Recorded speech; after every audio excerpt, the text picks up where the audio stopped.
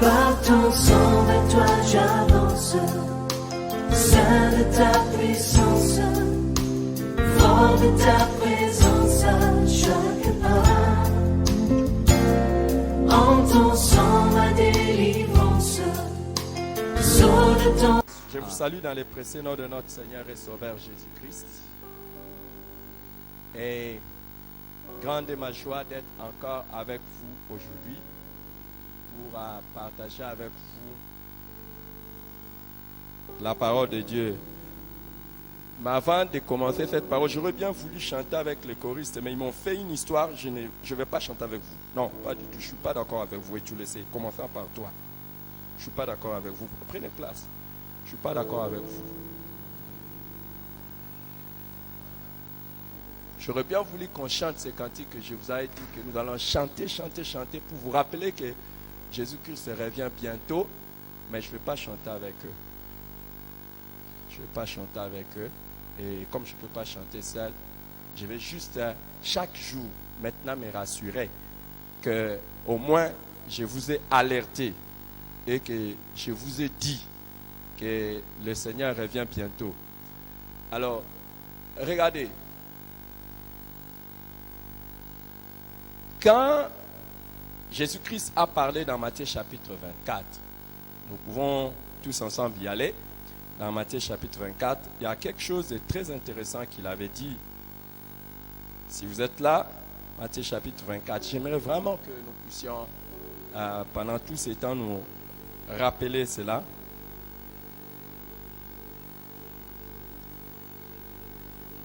Matthieu chapitre 24.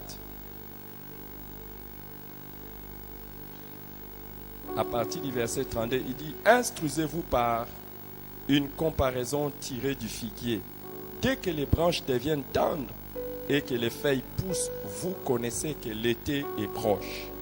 De même, quand vous verrez toutes ces choses, sachez que le Fils de l'homme est proche à la porte. Je vous le dis en vérité, cette génération ne passera point que tout cela n'arrive. Les ciels et la terre passeront, mais mes paroles ne passeront point. » Alors, Jésus-Christ nous demande, pour que nous puissions être prêts à son arrivée, que nous puissions nous instruire de la comparaison de ce que nous voyons avec les arbres. Je ne veux pas utiliser les figuiers ici, parce que moi-même, personnellement, je n'ai pas l'idée sur le figuier. J'ai une idée, évidemment, mais ce n'est pas dans mon courant de tous les jours.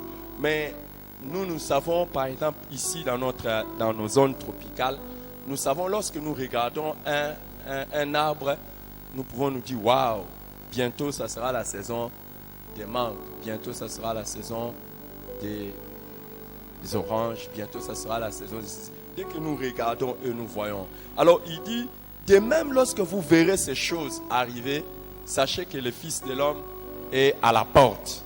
Alors, maintenant, qu'est-ce qui est bizarre? Qu'est-ce qui serait une erreur grave?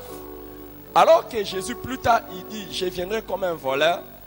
Ce qui va être grave, c'est que vous soyez un chrétien qui ne veille pas sur le signe du retour de Jésus. Alors, si vous ne veillez pas sur les signes, si nous ne veillons pas sur les signes, alors nous sommes vraiment très, très malheureux. Alors, la fois passée, j'ai commencé à vous parler de ces signes. Parce que viendra un jour où personne ne pourra vendre ni acheter sans avoir la marque de la bête, on nous dit. Alors, personne ne pourra. Et dans Apocalypse, Jésus l'a dit clairement.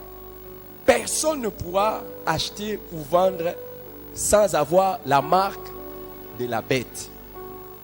C'est ce que Apocalypse nous dit.